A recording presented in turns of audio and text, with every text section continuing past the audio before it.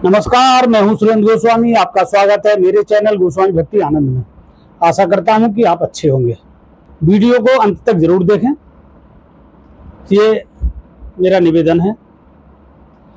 आस्तिक भगवान को मानता है, आस्तिक भगवान को महसूस करता है, आस्तिक ये मानता है कि भगवान मेरे आसपास है, यहीं कहीं है। जब वो पूजा करता है तो वो भगवान को साक्षात मानकर पूजा करता है, चाहे वो मंदिर में करे या घर के मंदिर में करे।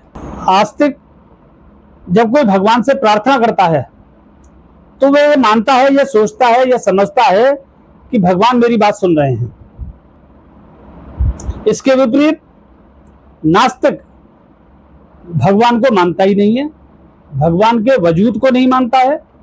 कोई बहुत बड़ी घटना उसके सामने घट जाए, या तो जिसमें वो बच जाए, या घर का कोई मेंबर बच जाए, कोई सामान बच जाए, उसका घर में आग लगने से बच जाए, मतलब कुछ ऐसा हो जाए तो संभवतः एक बार को वो मान भी सकता है।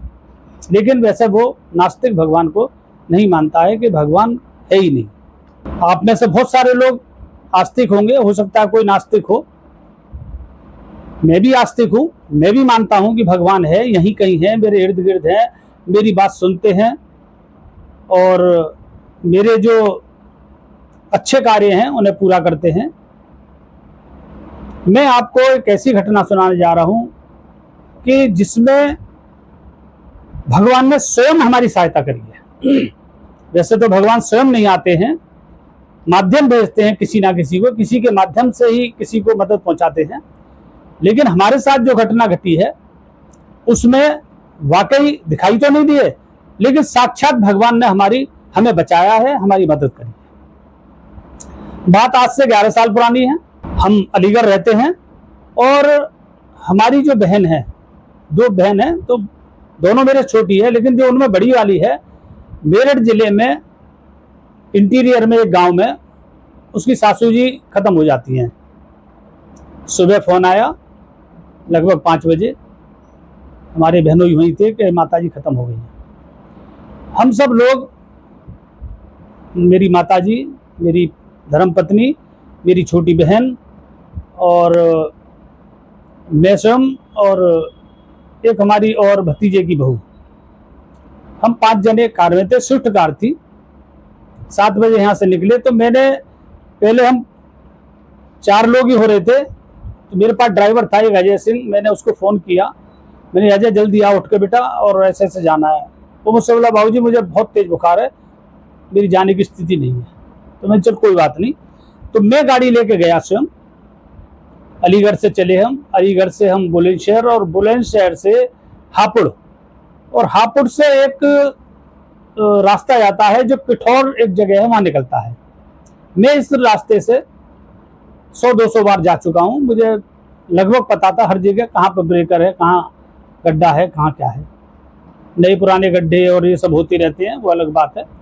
तो पिठौर से जब हम किला परीक्षितगढ़, जो राजा परीक्षित थे उनका किला परीक्षित उनके नाम से है, कस्बा है। तो पिठौर से निकलते ही रास्ते में एक मिनी नहर आती है और वो थोड़ा सा कर्व है, उसमें सीधा नहीं है, जो पुल है थोड़ा सा यूं है, रोड जा रही है जैसी, थोड़ा सा राइट हैंड की तरफ झुका हुआ, फिर रोड सीधी होती है। हालांकि आपने देखा होगा कि जहां नहर, बंबे, नदी कुछ इस तरह के होते हैं तो उस पर जो पुल बना हुआ होता है तो पुल के दोनों किनारों पर मतलब दीवार लगी होती है ना, सुरक्षा के लिए।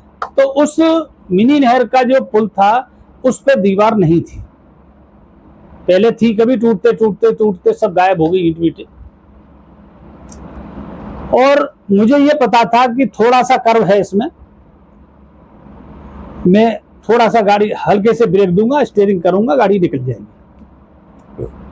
80 की स्पीड थी।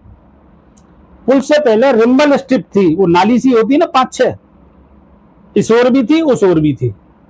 बरसात घनघोर हो रही थी तो कुछ जल्दबाजी में, कुछ उस बरसात में वो रिम्बल स्ट्रिप नहीं दिखाई दी है, मेरे ध्यान से बिल्कुल उतर गई। और गाड़ी जैसे ही उन पर पहुंची है, स्टीयरिंग हालांकि मैंने राइट हैंड की तरफ जिधर मुझे पुल पे कटना था उधर कर रखा था, लेकिन फिर भी गाड़ी उछल के और उस मिनी नहर की तरफ जाने लगी बहुत तेजी से।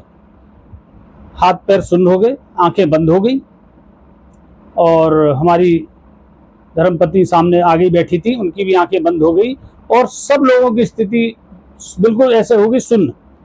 नहर लबालब चल रही थी, वो मिनी नहर वहां कोई सहायता मिलने की उम्मीद ही नहीं थी, क्योंकि घनघोर बारिश थी, कोई किसान खेतों पर नहीं था। जब गाड़ी उधर जाने को हुई, उम्मीद टूट चुकी थी, अब गाड़ी इसमें गई, जाने वाली है।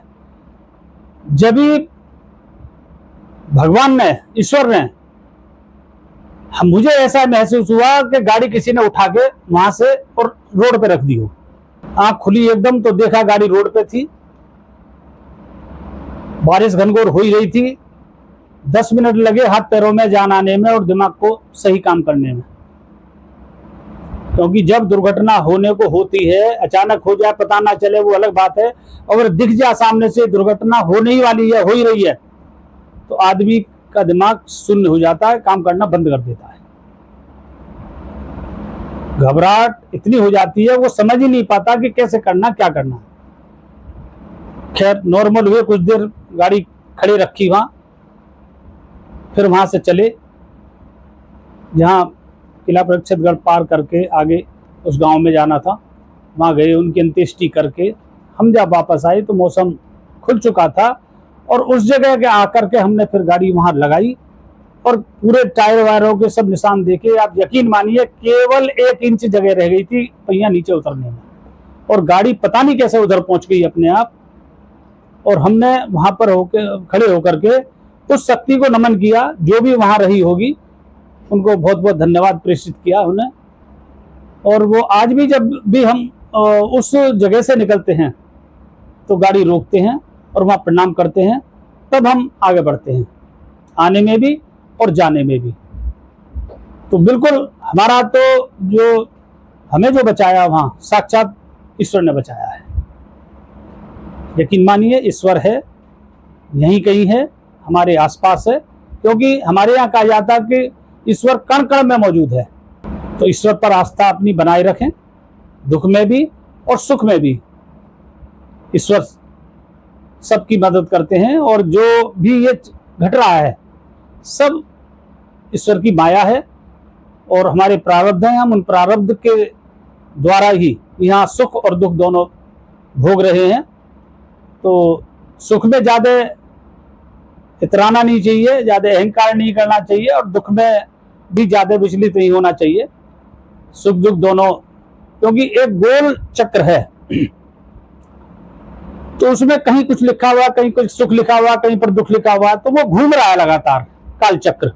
जब वो यहां से सुख पे से निकल जाएगा आगे, तो आगे कहीं उसमें दुख भी आएगा, और जब दुख आते आते वहां तक आएगा, वो निकल जाएगा, तो फिर आगे सुख आ रहा है।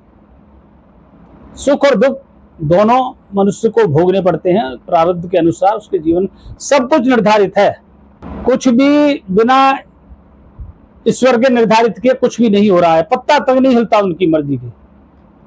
आप सब मानते हैं इस बात को, हम सब मानते हैं, हम भी मानते हैं, लेकिन हम दोहरा जीवन व्यतीत करते हैं, दोहरी बात करते हैं। एक तरफ तो हम दोष देते हैं प्राणी को, सामने वाले को, इसने ऐसा कर दिया, इसने ऐसा कर दिया, ऐसा कर दिया, ऐसा इसलिए हो गया, और लास्ट में हम फिर ये कहते हैं, अपने ऊपर जब आती है तो हम ये कहते हैं भाई ईश्वर को यही मंजूर था। भाई जब ईश्वर को यही मंजूर था तो सामने वाला गलत कैसे हुआ? वो भी तो ईश्वर को मंजूर था।